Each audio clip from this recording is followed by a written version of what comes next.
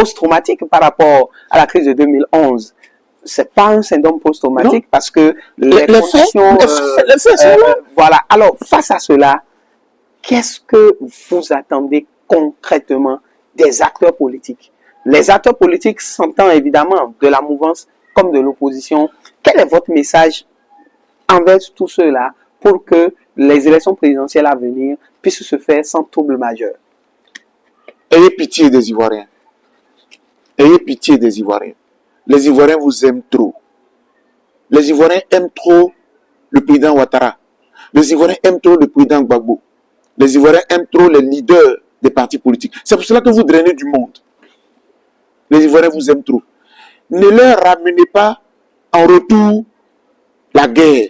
Ils ne le méritent pas. On ne peut pas condamner quelqu'un d'aimer, de vous aimer. Vous ne pouvez pas faire ça.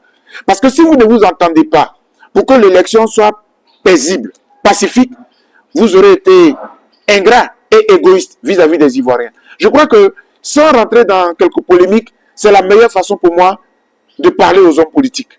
Ayez pitié des Ivoiriens. Vous savez, quand je suis revenu d'exil, le premier discours que j'ai tenu, c'était de demander pardon à mes compatriotes, parce que d'une façon ou d'une autre, en tant qu'intellectuel, par mes prises de position, directement ou indirectement, j'ai participé aussi à ce qui s'est passé dans mon pays. Et je leur ai demandé de demander pardon à tous les leaders.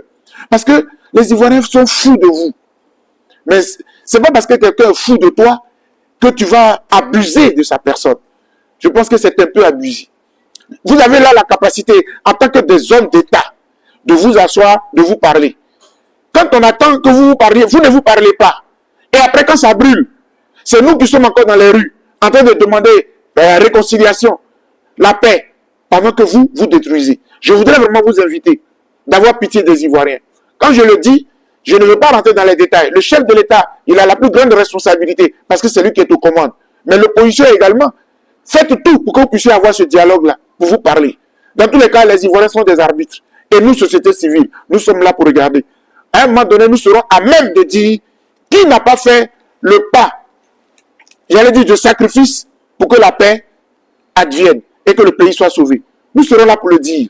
Parce qu'on ne peut pas rester là, bras croisés, et puis nous voir mourir, et puis nous taire. On ne peut pas se taire. Et je ne me tairai jamais. Et je dis,